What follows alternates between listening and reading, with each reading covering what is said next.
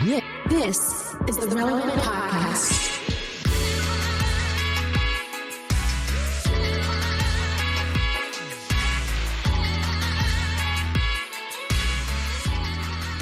It's episode 1227, and it's a Relevant Podcast here in Orlando. I'm your host, Cameron Strang, and joining me from Nashville, it's artist, producer, mogul, Derek Miner.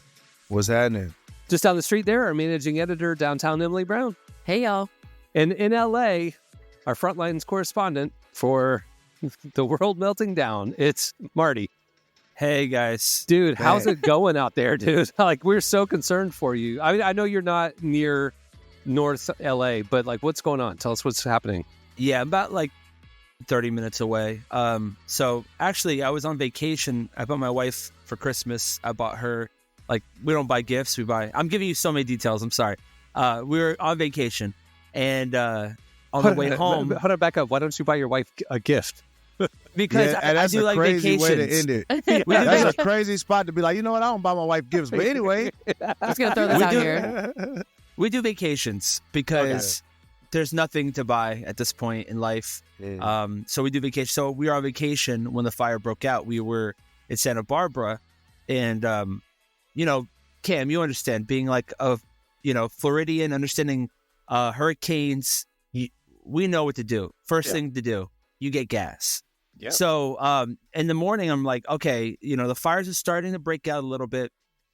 And I'm like, I see 8 miles left to the gallon here. I need to get gas. So I did the dad thing, and I woke up at 7 a.m. I went to go get gas, got breakfast, brought it back to the hotel. I was like, hey, we should just leave. I really think we should leave. Thank God we left, because after we left, they actually closed down the highway. They closed down because the fire was jumping the highway on the way home on the PCH. And so it just was a nightmare. So you drove the PCH. Yeah, so you could see the fire from the distance. You could see the smoke. The sky was orange. It was really scary, eerie. I will say, though, people. I went to the supermarket and on Van Nuys, they actually closed that entire area on the way home again. And people were so helpful. I saw that people were helping each other, and it was a really beautiful community moment to see strangers helping each other out. So I will say, as much destruction and evil and sadness and loss, there's been so many people who have been stepping up to help their fellow human. And so on the way home, we got to see a little bit of that. I mean, we donated a bunch of baby stuff that friends have given us. We collected it, we gave it out, and we gave it to a family, and they lost their father. 6 kids lost their father. He was fighting the fire.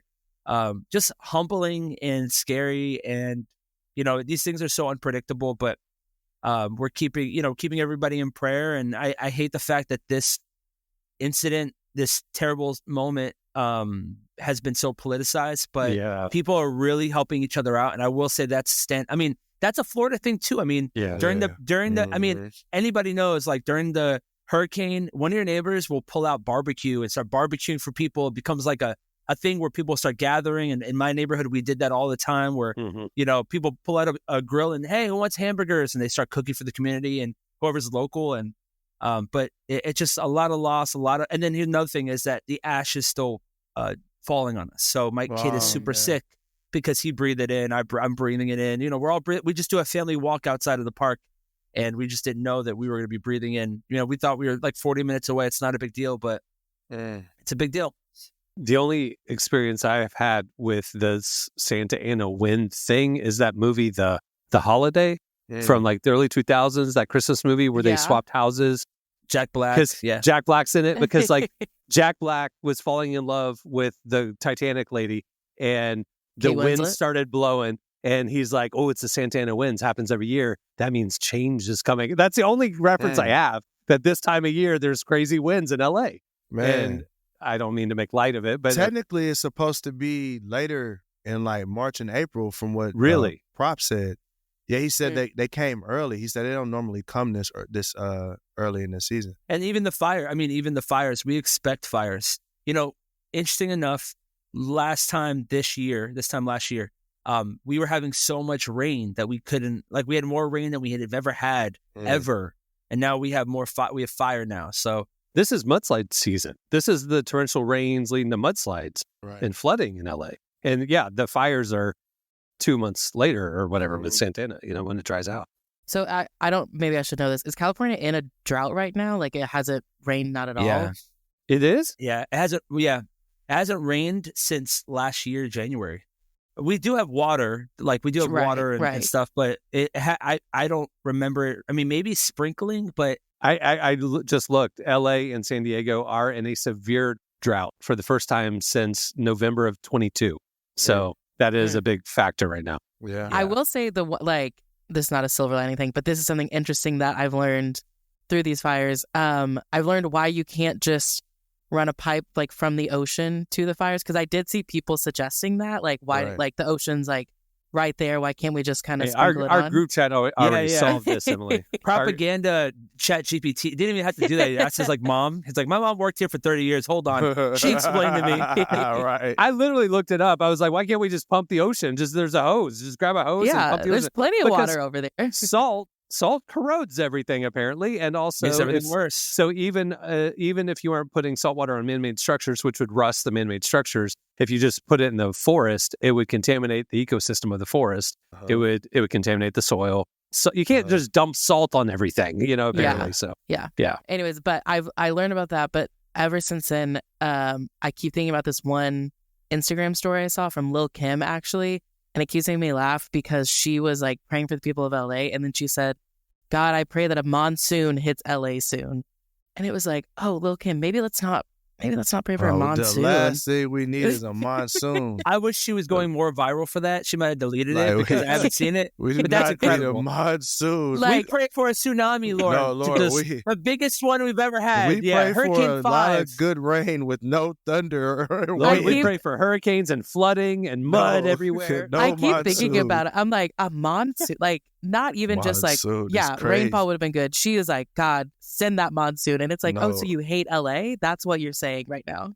I love when people, this is just like a segue, but I love when people inside church don't think that far, but they pray for things, that they shouldn't pray for. Yeah. And they're just like, Lord, we pray the earthquake sucks in all the bad people. I'm like, wait, what are you praying for? And the earth to suck in people, Dude, I've been in prayer meetings where my mom's friends were out there praying that the Lord would turn the hurricane away from us. And I'm like, to hit other people? Like, why are you why are you trying to destroy that town or to send it over to North Carolina? It's like, Lord, please hit the state. Please hit the blue states, Lord. We pray right now that. Dude, I saw faith leaders online talking about this is God's curse on Hollywood. And I'm going, well, did God curse North Carolina this year with the flooding? Did he curse Southern Florida? Nah, look, and I don't, you please feel free to edit this out, Cameron. But talking about wildest prayers ever been, I remember one day I was on tour. We was at a church, and his pastor asked us to hold hands and pray. So you told the story. So did I tell it?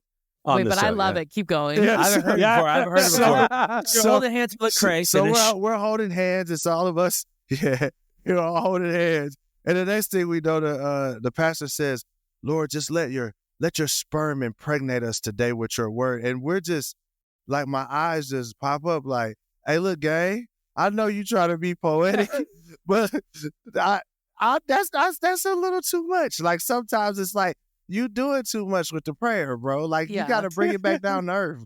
Did you just pause a prayer? Like pause. It was a pause. Absolutely a pause. Like it was absolutely a pause. It was like, bro, chill out. Like, dog. But yeah, I don't know if I'd say amen after that one. I'd be like, all right, we're just gonna break hands and go. Like, hey, man, yeah, are we in a blue state? Just kidding. What is going on right now? So, moral of the story: just be intentional with your prayers. Don't pray for things that you don't actually. Well, it's almost like the Christians that have almost a ranking system. It's like, Lord, keep me and my family safe, and my city safe. Oh yeah, but I don't care about what happens to other people as long as we're good. I hate those prayers. I'm sorry. That's not. It's not fair. It's Yeah. Anyway, stop praying for monsoons. Those kind of people up in North Carolina are just minding their own business, and we're sending hurricanes to them because we don't want them to hit Florida. Come on. Anyway. All right. Crazy. Well, we have a great show in store for you today. Coming up, we talked to Ellie and Drew Holcomb, friends of the show. Covered them many times over the years, but they have a new joint album that they did together because they have separate careers and they do their own thing. They came together. So Emily talked to him. That's coming up. And stay tuned right now after this break. It's Relevant Buzz. Okay, it's time for Relevant Buzz. Tell us what's happening at the intersection of faith and culture this week, Emily. Okay, well, Relevant has been kind of in our sports era the last several months, just because there's been a lot of athletes who have been really like boldly speaking about their faith. And I know we've mostly stayed in like the NFL and college football world, but today I actually have an athlete just for Derek, so I know he's a fan. Okay. Have you been following how Pistons player Jaden Ivey has been really like outspoken about his faith? Yes, sir. I gotta bring up the Pistons. Hey, Derek look, Minor. we don't get a lot of press, so I'm going to take all the press we can get. Hold on, my friend. They've won 7 in a row. They are killing it right now. I know. The Pistons. But look. Pistons are doing great. So I'm not happy about this. So because they're nipping at the Magic's heels. I don't like that anymore. So listen, let me have my moment, man. Let me have my moment. All right. We don't Finally, get a the lot. Pistons have been mentioned. Finally, we don't get a lot. I think this is the first time Relevant has ever said the Pistons. Yes, I know it's the on first time I've purpose. ever said Ever it. happened. I know. In the prep meeting, she was like, Jaden Ivey, the Pistons. I was like, come on, the Pistons? I'll give you 3 Jonathan Isaacs for every Jaden Ivey quote. Come on. I got Jesus going on at the Magic. You know what? Okay, listen though. I'm going to come. Competition. I actually am going to come to the defense though of Jaden Ivey because he has been like really outspoken with his faith. Yeah. So for those who don't know, Jaden Ivey plays with the Pistons. Sorry, What? Pistons. Oh, man. Sorry. We are in bad shape right now. The Pistol Pete's. Me trying to be a sports. Not the Pistols, bro. Oh, man. Okay, so for those who don't Tell know, me good things about the Pistons. So for those who don't know, Jaden plays for the Detroit Pistons. And when it comes to his faith, he actually became a believer within the last year. According to his Instagram, he actually just got baptized in June with his wife. But even before that, and ever since then especially, he has been very outspoken about his faith. Like a lot of his social media content is just constantly talking about God. Like most recently, he actually broke his leg in a game on New Year's Day. And he had to have emergency surgery. And in his post about it, he was like thanking everyone for their prayers. And then he said, even in the midst of this, I trust the one who has put me in this spot. And I know the Father will get me through because he is faithful and a great God. I hope my situation can inspire anybody going through any trial in life that Jesus loves you and he won't just leave you where you've been stuck. Lean on your Father because he is right there with you. Come on. I'll be honest with you. I didn't know. I know Jaden Ivey. I've watched him. He's got a great game. He's one of the great young guards coming up in the league. And I heard some of his Jesus quotes. Derek, you even sent one to the podcast chat a month or two ago going, I think something is happening. And I kind of looked him up, his personal life, and I'm like, he's got a kid before he was married and different things. And I was just kind of like, oh, is this a thing of like, I'm doing the Jesus, thank God for the win, lip service thing, but I'm not really living it. I couldn't figure it out. And it turns out in the last year, he got like Damascus Road saved. And like, oh my goodness. And so he just wanted to tell people about his life change and how God changed his life. It's been really outspoken. It's really cool. Yeah.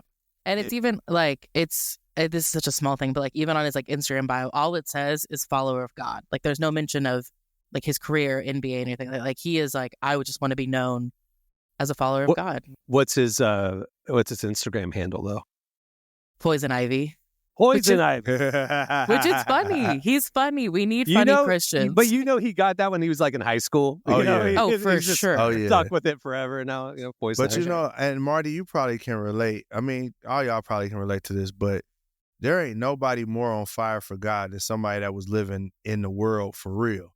Oh, like, I'm telling you, like, there is nobody more on fire for God than the ex-drug user, ex-gangbanger, like somebody that's been out in the world. When they convert. Like it and that's, that's what this looks like. Jameis Winston went from stealing crab legs to talking about Jesus. Yeah. I even on the Magic, like J.I., who's like a Jesus guy, he got saved like in college. Like when he was at FSU, he got saved. And so he comes in the NBA the next year and he's like this new Christian and that's all he knows to talk about. Right. And then like Jalen Suggs on our team, same thing. We played a clip of his a month or so ago. And it's like, I never knew him to be a Christian. Oh, he became a Christian. And now he's like you're saying, like these guys are like unapologetic. And these people like us who grew up in the church, just like, yeah, we don't really talk about our faith that much. But these guys out there who got converted and recently, man, they're not holding back. I love it, man. Like Marty, Fern, right? Yeah, I mean, like, when you get saved and like that first year really determines a lot, right? So it's like you accept Jesus to your heart, you start getting into church, and then you get on fire. And then usually what happens is like older Christians are like telling you, hey, you're going too hard. Yeah. Your zeal. Yeah, you need wisdom, not so much zeal. Let's tone it down. You calm yourself down. And I think that people are not, those people are not probably in these people's corners. But I know for Fern, like, you go, however bad you went polar opposite the other way. Even me, like, I went completely like cold turkey to every friend, everybody. And I just wanted to pursue God with everything that was in me. And these guys are probably just having that zeal. It's like, don't put it out. Just keep going, man. Keep serving God. It's awesome. What I love about these famous, rich athletes coming to Jesus, it's like, there's, we talked about there's like jailhouse religion where you lose everything and you're like forced to your knees. But they're on the other side of it. Right. They have everything. They have everything the world has to offer. All the money, all the women, all the fame, all the whatever they want. And they're still unfulfilled. And the only thing that filled that void is Jesus. That's why they're so outspoken about it. It's like, I know the difference. You know what I mean? I love it. It's like Jesus when he's your last resort because you've lost everything. It's like, okay, I get it. Like eventually like life won't be so bad. You'll be fine. But these guys who have everything who come to Jesus, like, it's like, man, that to me that's really remarkable. It's really beautiful. So I'm happy. So now they went up a little in my rankings of not hating the Pistons so much. I'm pulling for Jaden Ivey. I like him. He's a good dude. Yeah. Yeah. So I guess. Thank you, Emily. I appreciate You're welcome. you. Yeah. I guess I'll be a Pistons fan. No. Yes. Oh, sorry. No. Come to A Team magician Detroit. fan. Come to Team Wait, Detroit. yeah, I do like being called a magician. So, what? I mean, are Pistons fans just called Pistons fans? Can y'all get like a fun, cute name? You mean like a Swiftie? They need a fan name, is what you're saying? I'm gonna work on that. I'm gonna get to Also, work. I'm gonna get with marketing. What's Call the Big Sean. mascot? It's a Mustang. It's a hand. It's a Mustang. A Mustang? Ford It's a Mustang. horse. Yeah, it's a horse. Mustang. It's like, car. like a I know Ford, what a the Mustang Pistons. is. That was a Yeah, it was question. Yeah, She doesn't know it's a Ford. Ford Mustang. Oh, you thought it was an actual Ford No, Mustang. I know what a Mustang is. It's a stretch. Their team is named I don't know around about sports. auto part. Yeah. Anyway, all right. What else do you have? All right, moving on. So, I know we've talked a lot about kind of like the church stats in the U.S. and like the rise of the nuns. We haven't really talked a ton about the international church, but I think it's kind of been reported, or it's sort of known, like it's been growing a lot in places like Latin America and Africa and parts of Asia. And I say all that because I saw this post this week on social media. I'm curious if you guys saw it too. But there was a stat going around that by 2030, China will have the largest Christian population in the world. Have y'all seen that? Nah, I didn't. That's wild. Was it on relevantmagazine.com? No. 'Cause I didn't even see it. It was So- not. I missed That's it. the only place to get your news. We cover all this, right? So I knew Latin America is exploding. I mean, the global church is growing. The only place the church isn't growing is Europe and America. But South America, or Latin America, Africa, obviously. And I knew about the Far East. But when I saw this stat that you're talking about, that by 2030, China would have the most Christians in the world, I was shocked. Because I know about the underground church, but I also know that it's not like, it's like Russia and Israel. There are like official allowed churches, but by the state of China, but it's like liturgical Orthodox type churches, Right. dead religion type churches. You know what I'm saying? So it's like, I was like, 2030, the underground church in America or China is going to be the biggest population of Christians. That's crazy. So why are you bringing it up? Is that true? Is that what's going on? Well, yeah. So I saw this stat, and you know me, I'm a very curious person, and so I was trying to figure out, where are they getting this information from? And the most recent study is actually still a few years old, but even back in like 2017, they were saying that by 2030, China would have this growing population. And so I actually have a friend who lives in China. We grew up and we went to church together, and she's now there as like a missionary. So I talked with her, and I was like, hey, I want your like firsthand opinion, are you seeing this? Like, is there just like this massive wave in China that we don't know about? And what she told me, I think, is really interesting, and I want to share with y'all. So she knows the study that is going around, and she said that while, yes, there are Christians in China, and that it is slightly growing, that study was pulling in stats from Hong Kong and Taiwan, which are special states in China. Like they're part of China, but they have a lot of different rules and regulations and freedoms there. So Christianity is maybe booming in those places, but that doesn't really reflect China as a whole. So they say China by 2030. We are inferring mainland China, right? But what it's actually saying is Taiwan, Hong Kong. That makes sense because the Christian church in Hong Kong has been booming for a long time. My family, my aunt and uncle were missionaries in Hong Kong for 40 years. My cousin was blonde hair, blue eyed girl, was born in Hong Kong. And so like I know that the Christian movement in Hong Kong has been happening a long time. So that's interesting. So that's the stat because also are they counting like the Philippines and Vietnam too? Because those are very Christian countries. Not in those studies. Okay. But there is a growing movement, in those places as well. She did say that like in mainland China, I'm not going to say the city she's in, but she is in a bigger city, that it is okay for her to talk about her faith from like a personal perspective. Like she doesn't necessarily have like a fear of, telling people that she's a Christian. And she's actually said that people are really open to hearing about her faith. She said it's funny though, because she'll tell them, what she believes and why she believes it and how it's impacted her faith. And they just respond with, okay, cool. Like they don't really have like a negative view about it or like a take on it. But they are like open to hearing about it. And so it's still illegal to proselytize. I mean, it's still illegal to evangelize. Yeah. So that's why she does have to be careful with her words, but like, she can say that she's a Christian and she's not going to be like thrown in jail or anything. And she was actually telling me that there are people in China's government who are open and Christian about being Christian. And so like even in their government, like Christianity is making moves there. And so she does obviously hope that one day the stat, will be true that China is the biggest Christian population in the world. It might not happen by 2030, but it's just good to know. What's the religion right now or is there like a state religion? It's officially an atheist state, according to Google, but it recognizes 5 official religions: Buddhism, Taoism, Islam, Protestantism, and Catholicism. So they have 2 versions of Christian. Well, good. Yeah, so things are changing, which is nice. Okay, and then moving on to the very last thing, we got to talk about Mel Gibson's appearance on the Joe Rogan podcast last week. Oh man, why are we like celebrities for what? For what reason? Because he was in Payback, like The Patriot. Like what I think Braveheart. I think Braveheart was the one that did it for Christian. Braveheart. Hey, Lethal Weapon. Lethal Weapon was dope too. We like those characters. Out of that role, they're just humans, and most people are, as you know, humans are humans. So I don't know why sorry, go Emily. I was watching this, those subs. I was like, what are you doing? Why are we listening to him? Well, that's the thing. Like he has he's a pretty controversial figure these days for the last several decades, I guess I would say. No, we're interested in him because of The Passion of the Christ, which he directed 20 years ago, and he's been working on this sequel for, I guess, pretty much since the first one wrapped up. No, he said the last 7 years. 7 years, for real. yes. He's been working on it. Yeah. Yeah. And so, we've been following it along, just kind of piecing together some of the different things that he's maybe mentioned over the years. But he was on the Joe Rogan podcast last week for over 2 hours. And so, of course, Passion of the Christ 2 came up, which I guess officially is going to be called The Resurrection of the Christ. I was really hoping for the Passion of the Christ 2 Electric Boogaloo. That's what I was hoping for.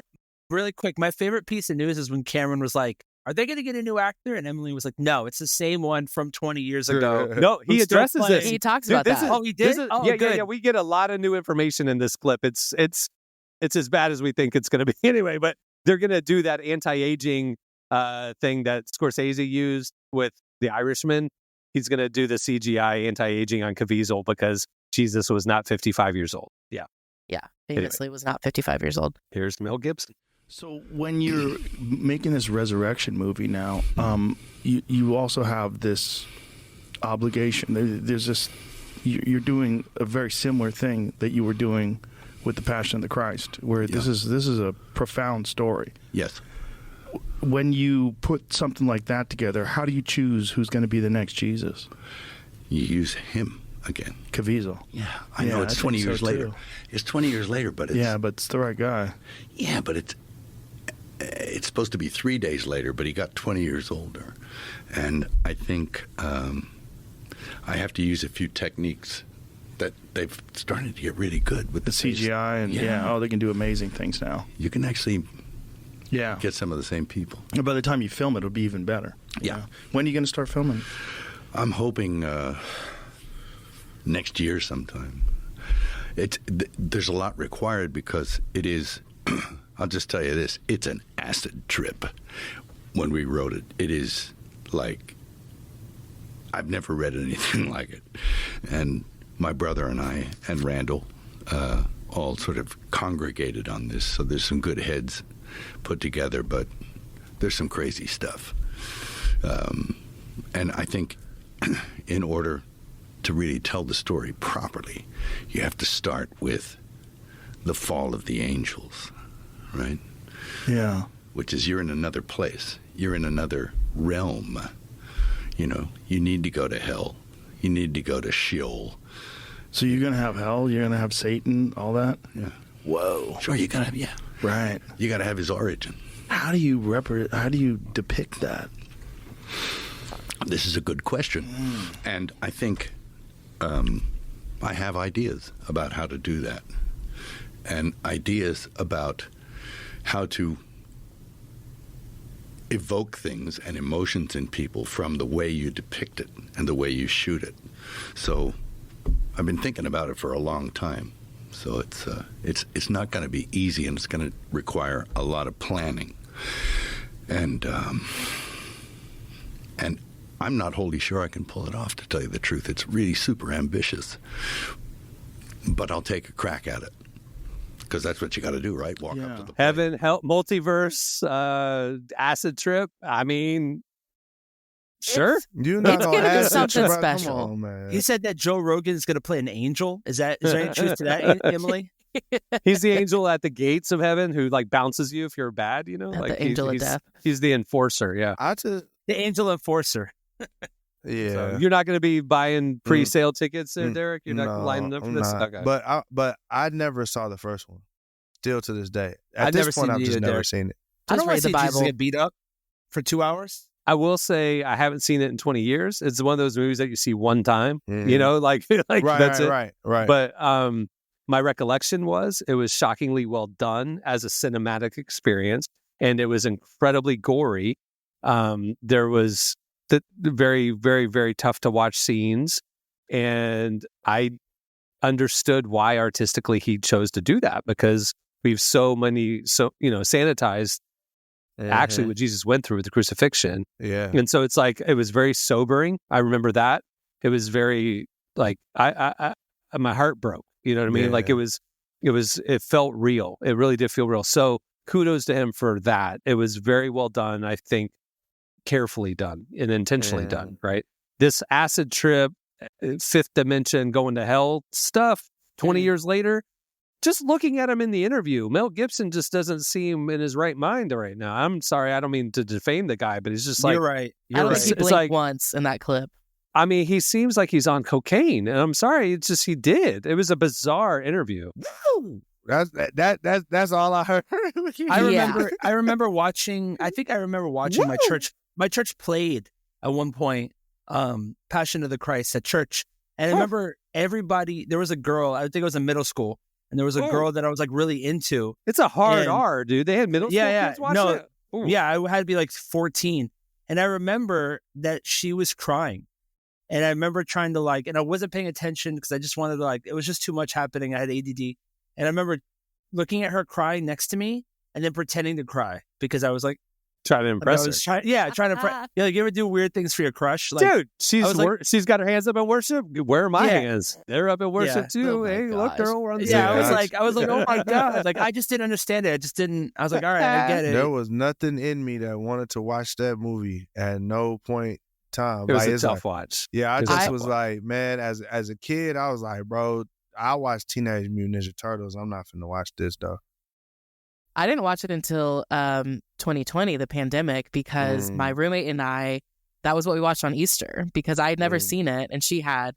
And so we like streamed an online service for Easter that morning. She and I cooked lunch, and then she like really wanted to watch The Passion of the Christ because I had never seen it.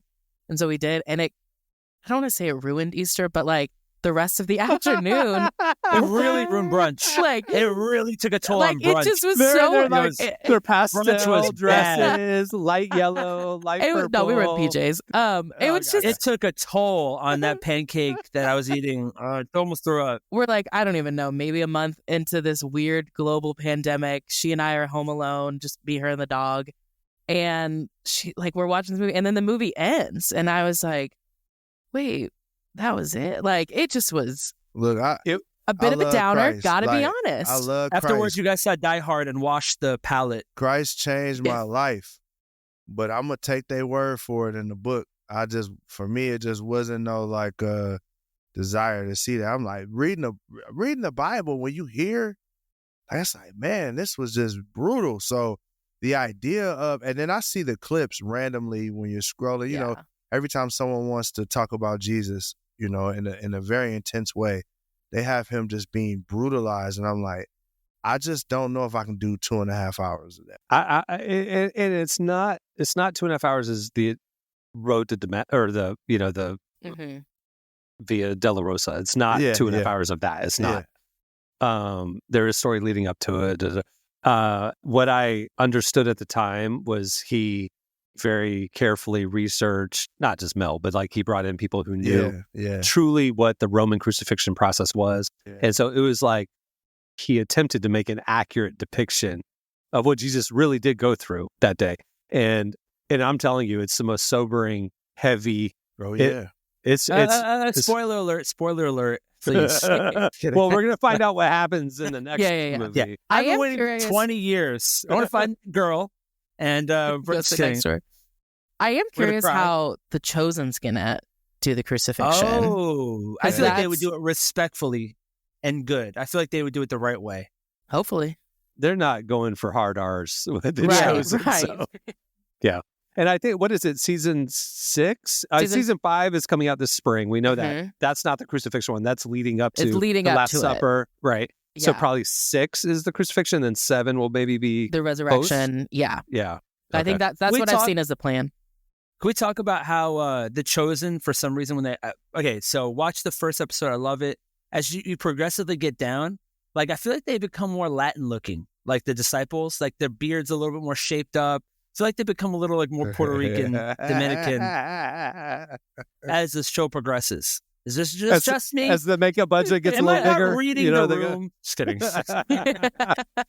Dude, I'll tell you the most shocking thing is this morning, the reason I'm wearing an actual shirt, not a hoodie, I had a meeting with a lawyer this morning, and she's a Christian, and I was like, we're just making small talk while she was doing something, and I somehow it came up. I mentioned The Chosen, season 5 is coming out in a couple, how do you make small talk with middle-aged Christians? I don't know, bring up The Chosen. That's what I was like, and she goes, what's that? And I was like, what? Like, you're a Christian? She's never heard of The Chosen. Where do I watch it? I'm like, literally anywhere. Like anywhere. I was like, how have you not heard of The Chosen? I was shocked. Anyway. All right. Is that it for Relevant Buzz? That is it. And hopefully the last time I have to talk about Mel Gibson for a very long time. Are you talking? What are you talking about? The movie's coming out next year. He's going to be on the cover of the magazine. Wait, sorry. I meant Joe Rogan, not Mel Gibson. Okay. Sorry. He's not. I was joking.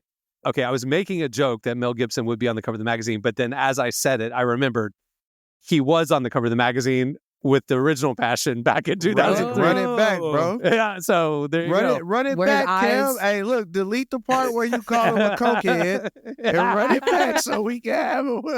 It's like pictures that like Annie Lieberstein or whatever takes when they're like right in the face and it's like looking up. Funny enough, like this is a random thought, but like on the episode couple before this, they had one of the guys that I love on Instagram, Wes, who's like a Bible scholar, really talking about the death of Jesus Christ and like talking about Peter and giving this incredible lesson.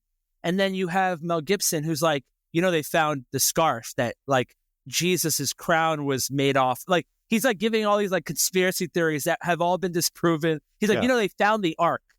It's in Serbia. Like, what are you talking about here? Anyway. Yeah, the fact versus this Joe guy Rogan, who's he interesting. needed a palate cleanser. He was like, all right, we're going to bring this Wesley guy on, and then we got to lighten the mood up a little bit. He was a little too deep. Mel, come on over here and tell us about the scarf. I'll just say he was on our cover. It was just after What Women Want, or whatever that movie was that he did. It was pre-meltdown. And then so I love that movie, by the way. There's a little window of normal Mel Gibson, and then he was on the cover of Relevant, just saying that. And then, yeah, it's been 20 years. All right. That'll do it for Relevant Buzz. Make sure to check out relevantmagazine.com every day, where we are covering the intersection of faith, culture, and everything in between. Thanks, Emily. All right, stay tuned. Up next, Ellie and Drew Holcomb join us. Our guests today are Ellie and Drew Holcomb. They are married singer-songwriters in Nashville who normally work separately but have decided for the first time to create an album together. It's called Memory Bank. We caught up with them to hear how their experience working together brought out a new side to them, how live music draws them closer together, and more. Here's Emily's conversation with Ellie and Drew Holcomb.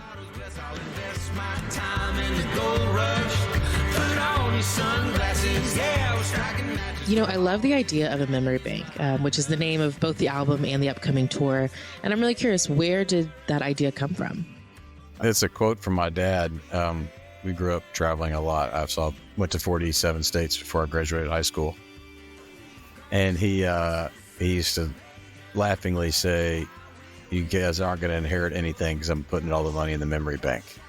And so that money in the memory bank has been something that's sort of been sitting with us for a long time. And we laughingly, you know, when we go on vacation or should we buy this, we're like, money in the memory bank, you know. And it turned into a road trip song idea that sort of helped kind of frame this whole project and really frame our life together.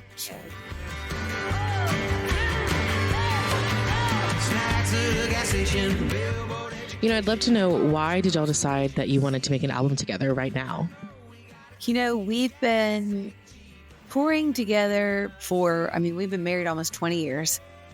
Started off, making music. I was in Drew's band, Drew Holcomb and the Neighbors, Neighbor with Benefits. And so, and then, took a long break. I got off the road, home with our kids. I accidentally started another music career that I love and have enjoyed so much. And after about 5 or 6 years of not touring together or making music together, we really missed it. And so we started this tour, the UME tour, and we've done that for about 5 years now. And after about 5 years of touring together, we were like, what in the world are we doing? It's time to make a full record together. We've collaborated before, but this is our first record that we've fully written and performed together. And I could not, it's the kind of record that makes me want to go on the road to play it live. Like we're so pumped for it to be released, and maybe even more excited to get on the road and start playing these songs in rooms across the country.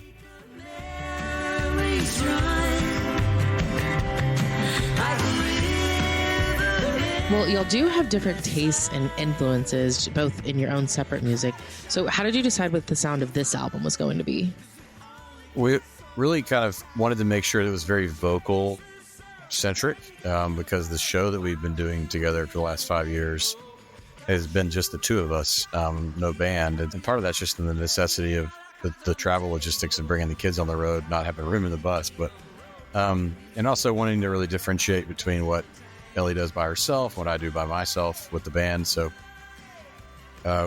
we knew that the record needed to be sort of really focused on just the songs and not necessarily these big sort of sonic landscapes.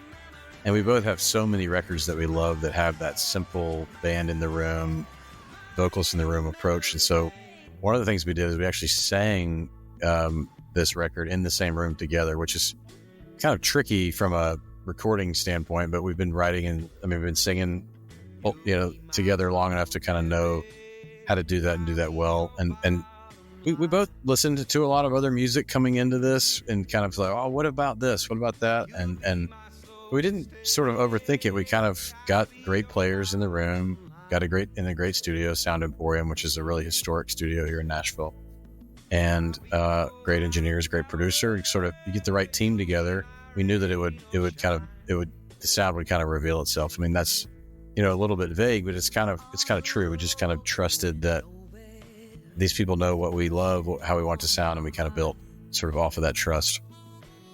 It was really fun. We recording in Sound Emporium. One of our North Stars sonically was the Alison Krauss and Robert Plant record. And they actually recorded that at Sound Emporium too. So we would walk in the studio and kind of see, what's that record called again? I'm blanking on the Raising Sand. Raising Sand, yeah. We would see the picture of Raising Sand. We're like, oh yeah, we're in the right place. We got the right team involved. And it was really fun live recording. When the wind blows, God knows, baby, I'll be your refuge from the storm. Well, like you mentioned, you'd worked together previously under Drew Holcomb and the Neighbors. But I'm curious, what was it like to come back in the studio together after kind of almost a decade of separate careers? It felt really vibrant and fun writing together. We don't often, we collaborate a lot, but we don't often write together. Maybe before this record, we've written 7 songs together.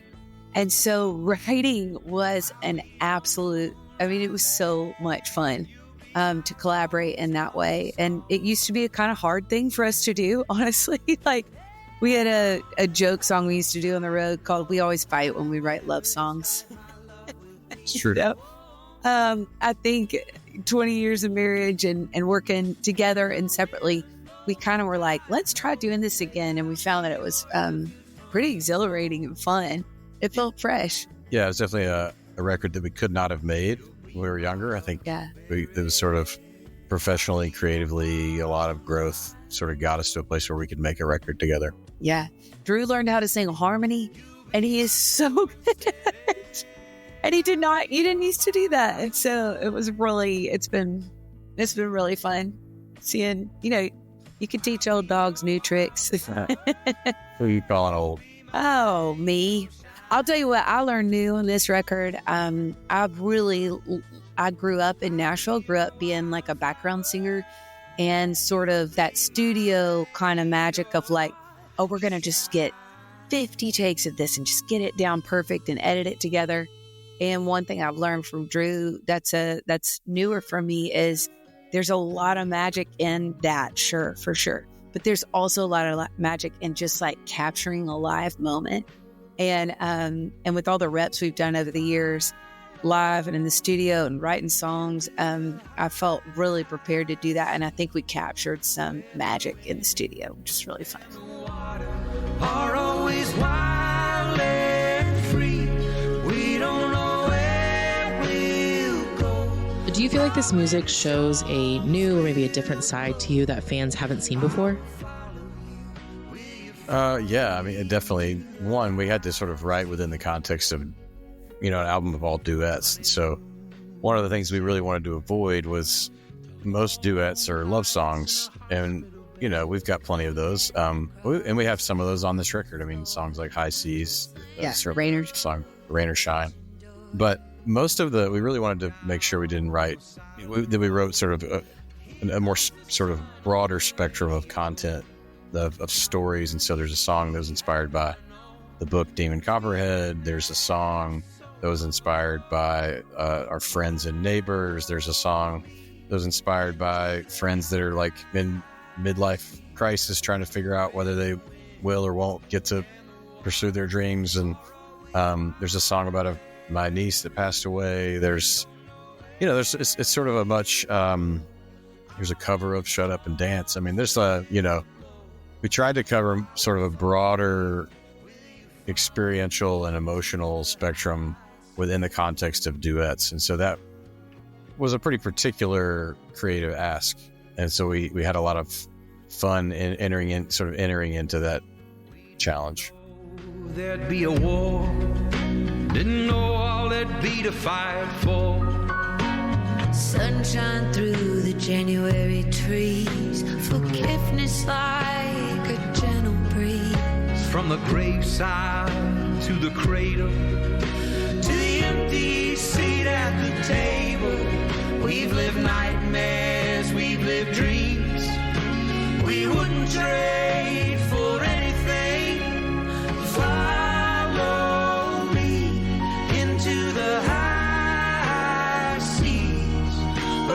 That was Ellie and Drew Holcomb. Make sure to check out their new album, Memory Bank, when it releases next Friday. You guys got a sneak peek. How lucky are you? All right, stay tuned. Up next, we have a game I didn't even tell you about. It's called 25 to Life Lessons. We'll explain it right after this. Hey, if you like this podcast, but you might like it better if there were no ads, you can do that. Head over to relevantmagazine.com and sign up for Relevant Plus. For just a couple bucks a month, you get this podcast ad-free. You get ad-free unlimited reading at relevantmagazine.com, including the full podcast and magazine archives, our beautifully designed digital issue, and a little more. Check out all the info right there on the Relevant Plus tab at relevantmagazine.com. It is time for... It's 25 to life lessons. 25 to Life Lessons. So it's 2025. So I have some questions for y'all. It's not really a game where we're keeping score. It's more just I'm going to throw out some questions that you guys can jump on. How's that? Did you have to name it after jail sentence? 25 to Life Lessons. I will say this.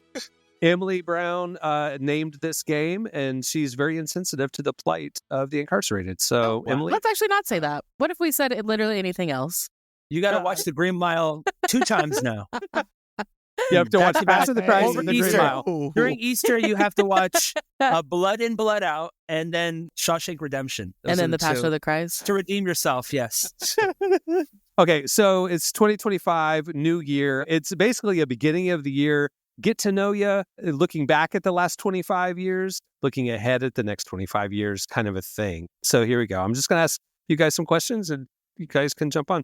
Let's get it. Derek, if you could relive one day from the last 25 years, what day would it be? If I could relive one day. I honestly, to be real honest, you know what? I do know.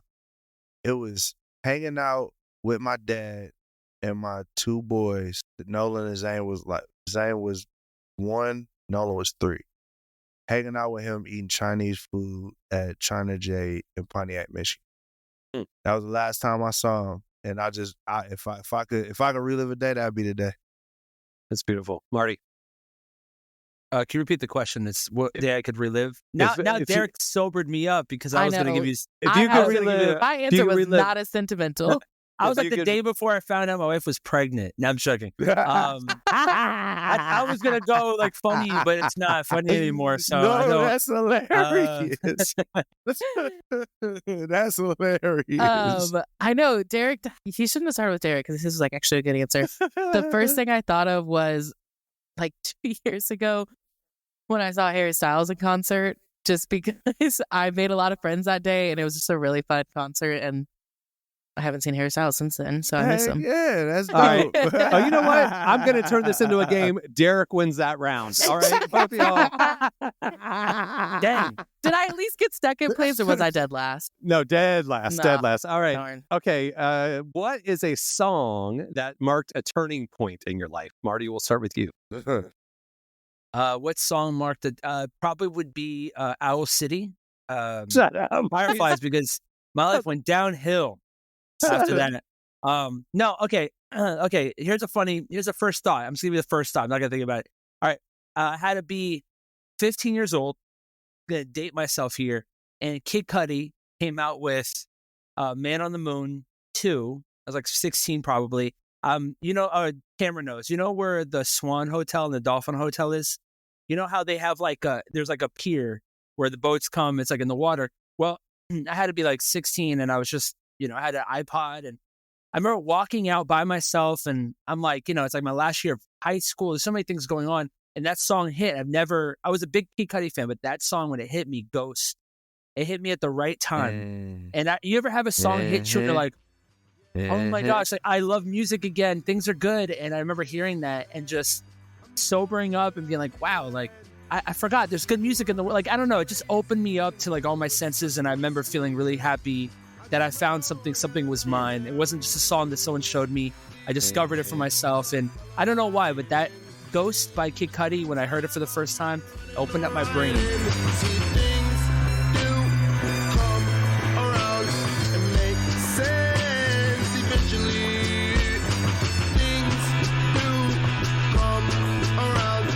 Some The people I've met and the places I've been all will make me the man I so proudly am. But I want to know one thing. Did I become a ghost? And then what? I only have bad answers for this. I don't have any good ones. When Taylor sang, just kidding. Well, that's like I'm remembering about like all the artists that I still love, like just the first time I ever heard any of their songs. And it's like, I mean, I was like in 6th grade whenever Taylor Swift came out with her first album. And like, I've been a Swiftie for 15 years now. So I guess when she came out with Tim McGraw, I'll say that. The other one I thought about was Aaron's Party by Aaron Carter, which came out when I was like 6 or 7. You're like a close third is How I Beat Shaq. That's how I beat Shaq. I do love that song. But I do think that was the first time I ever got like a little boy obsessed with a pop star. And I do think that that has shaped my life for probably for worse. So. Everyone together sing it loud. Jump all around, come on. What? Say it again. People all around, you got to. From the left to the right, make noise. That's the verse that I had. Derek? I think Sing About Me, I'm Dying on Kendrick Lamar's Good Kid, Mad City. Because he tells these different stories, and it's just, it's people that he was talking to. It just felt so much like that album, but specifically that song, was such an elevated street album. Like, he was talking about hood stuff, but he was talking about it in such an artistic way that it really pushed me as an artist. Because I always talked about those type of topics, but just from a straight, like it wasn't as artistic as that. So I remember listening to that record and being like, this is crazy. Like, someone telling these stories, but it's such a beautiful art piece about something that's like super hood. So sing about me. Promise that you will sing about me. I said when the lights shut off, then it's my turn to settle down. My main concern. Promise that you will sing about me. Promise that you will sing about me. You wrote a song about my sister on your tape and called it. It's funny. Good Kid, Mad City is probably one of my favorite albums, but it's also one of the albums that I cannot relate to in any way at all. Like, it just it's like, it is like not about my life, but I love it. Like, it's Derek's so like, good. Speaking of that, I was listening to Taylor Swift. I love it, but I can't relate to it at all. Taylor Swift is like, definitely. me and Taylor are the same boat. I can't relate to a single thing Kendrick's ever said, but I love him so much. Yeah, for sure. I love Tay Tay too. I don't know nothing about being a middle-aged white girl, but man, she makes some great records. Respect. All right. Emily, what's a sermon or spiritual lesson that stuck with you for years? So many things. I remember every sermon I've ever heard. That was a little joke. I do actually think there is something that one of my pastors in college said. It's not necessarily a sermon, but I mean, it is a sermon. Anyways, he was talking about pretty much like summarizing the story of the Bible and like what it's about. And he just said it in a really beautiful way, where he said the story of God it's the journey of humanity going from dust to divinity, from stand to the stars. And I've always loved that. I don't know. So that's something I think about a lot. What you, Derek? Tim Keller's sermon on Sabbath rest was... I know that one. That Wow. one, I literally have shed tears listening to that sermon. Just being a former workaholic in those seasons, is just, I did not know how to rest. And just having someone give you permission to know that it's not just about inactivity, but it's about actually a state of being, knowing that, God is... Christ said he's Lord of the Sabbath. I mean, he's a Lord of rest. So, like, that one was the most. Yeah. Marty? One of my favorite sermons, one of the first sermons I heard when I was at high school, just got saved. The prodigal son's brother, talking about how the prodigal son, he asks for his inheritance, gives him a portion, the dad. The son also got one. But like, then the prodigal son comes back home and the brother's like upset, and like all these little things that actually are a really good lesson for anyone to learn about, like honoring, loving people, being happy for somebody, just jealousy, all these little things. We look at the prodigal son, but then the prodigal son's brother really changed the way I even approach the Bible, because I never thought about thinking outside the box. And because, you hear a sermon, we can all repeat it. We all know the story. If I talk about Daniel, we all have a preconceived notion. But I remember when I heard that sermon, I was like, whoa, like I am the prodigal son's brother. I'm not happy for people. I'm this, I'm that. And really good sermon by Damon Thompson. Yeah. I thought you were going to say Damon Wayans, but okay. Damon Thompson was one of the teachers at school I went to, like a hardcore Christian teacher. Like I don't know if you guys remember the Ramp. Okay, so I figured you guys wouldn't know because it was like it's like off the beaten path, but they were pretty big. It was like in Alabama, and I went to school there for like a little bit just to like learn. And they had this like revival thing, and he was a great communicator, but man, were they crazy. Okay, like Bethel is nothing. Bethel, they walk so Bethel could run. You know what I'm saying? Like I always mess with Corey Asbury. Like I always mess with Corey Asbury. I'm like, dude, when you were singing last time I saw him, I was like, Corey, last time you were singing, I got a gold tooth. I just want you to know that. Gold tooth. Yeah, gold teeth are popping out. Okay, last one. And this question makes me realize the naming thing. So a lot of the questions on this list are about kind of like in your mid-20s. So 2025. Yeah. This is a deep cut theme now. 2025. I made us think about when we were 25. And then, so these are questions about that. So last question, here you go. If you had to give 25-year-old you one piece of advice, you, not out them, you, what would it be? Derek, start with you. Stick to your guns. Stick to your guns. Were you struggling with sticking to your guns when you're 25? Yeah. For me, when I was 25, I think because I was becoming a man, but my dad wasn't around. My stepdad was struggling. So like, I was very unconfident in the direction that I was going. And I let a lot of people talk me out of a lot of good ideas and a lot of good, I went through a winding path. I didn't have to if I would have just kept going straight and had the confidence to keep going. So yeah. That's good. Emily, it was only a couple years ago for you, but what would you tell yourself a couple years ago? Don't apply it relevant. That's the... Well, no. But what I would tell myself, so I turned 25 June 2020, just to give y'all context. Oh gosh, the baby. Tough times to turn 25. But I think I would tell myself that I have more authority than I realize. Because I think June 2020, like we're in the pandemic, we're in a racial epidemic as well. Like a lot of things happening that I just felt really powerless to. And I let that kind of determine a lot of things. But it took like 6 months. Like it really wasn't until the beginning of 2021 that I started applying that power. And January 2021 is when I applied to Relevant. So finally took that advice. Changed my life. All right, Marty. I think the number one thing I would taught myself, and I learned it later. That's why I learned it earlier. Be self-sufficient. So learn how to do everything yourself. Learn how to produce your own music. Because I always loved music, and I would always wait. Derek knows, like when you're waiting for somebody, it's not fun. Frustrating. And and you feel held back. And so I didn't know that I could just anything in life that I needed to do, I could just learn it myself. And even with ChatGPT, like if I'm afraid to do something, like for instance, getting my money in order, my company taxes, all that stuff, ChatGPT helped me out. And so a lot of times that I'm just afraid to do something. But then when you actually just try it, it's not as hard as you were thinking. And so I thought always it was so hard and difficult. And I learned that, with practice, anything is possible. So, I mean, this generation coming up, they have the tools available to them that they can be one-person companies for the rest of like 100%. They don't have to.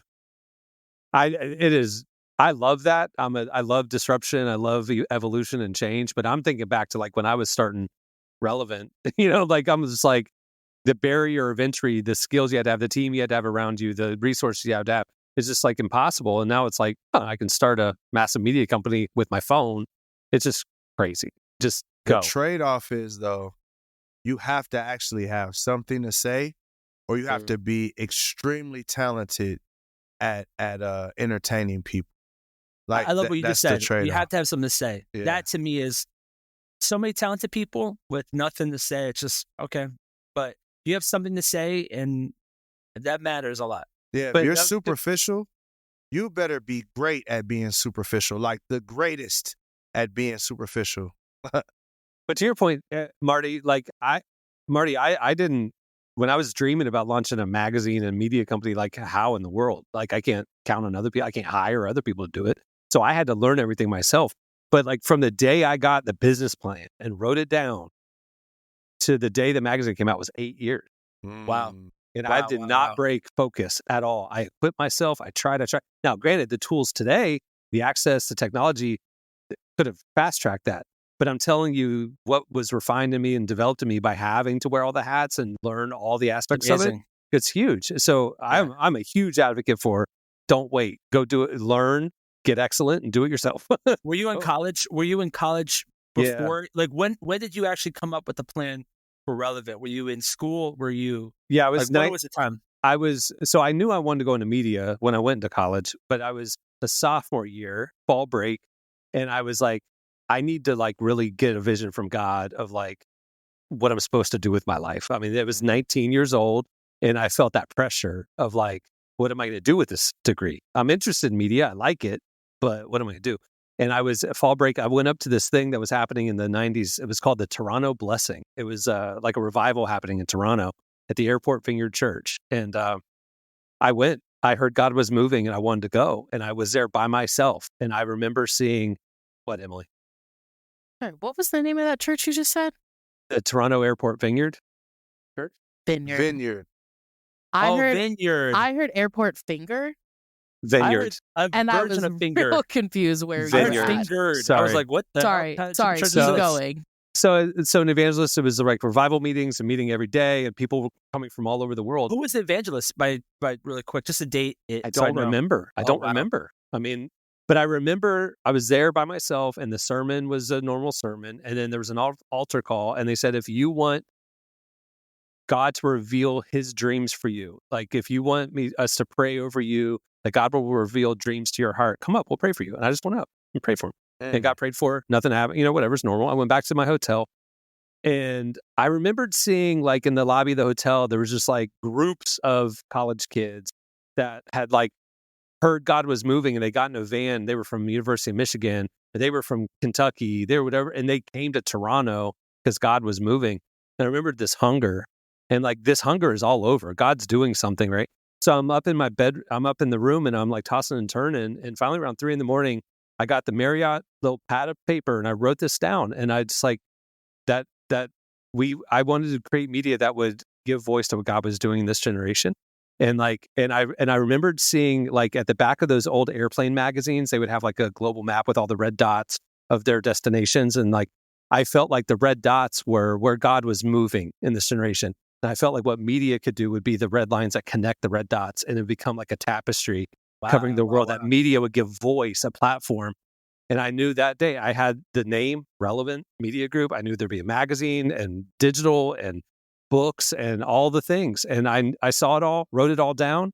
And from that day on, that's what I pursued. So every internship, everything I did after college was to prepare me to take that leap when I was 24. So amazing. Yeah. Man. All right. That'll do it for 25 to Life Lessons. I don't know why it has that title. Again, Emily is just insensitive to the incarcerated. Do you know how many like puns there are with 25? Not that many. Okay. So I was a little limited. Touche. It's 25 to Life Lessons. All right, we'll wrap it up. Many thanks to Drew and Ellie Holcomb for joining us today. Make sure to check out their new album. Also, make sure to check out issue 116 of Relevant. It is out. Nate Bargatze's on the cover. We've got a crazy lineup. Go see it. You can read it for free at relevantmagazine.com. Just click the magazine tab. If you are a snob and you want a beautifully designed interactive magazine experience, we have that for you. Sign up for Relevant Plus. Plans start as low as $2.50 a month, and it's the best way to get our content. All right. That's it. I'm Cameron Strang. I'm Derek Miner. I'm Emily Brown. I'm Marty. We'll see you on Tuesday. Have a great weekend, everybody.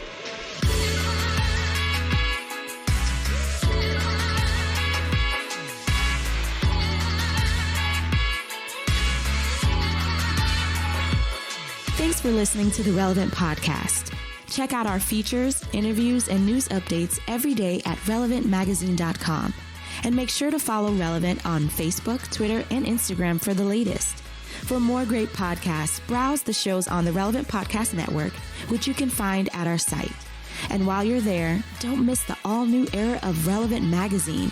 A new issue releases every other month at relevantmagazine.com.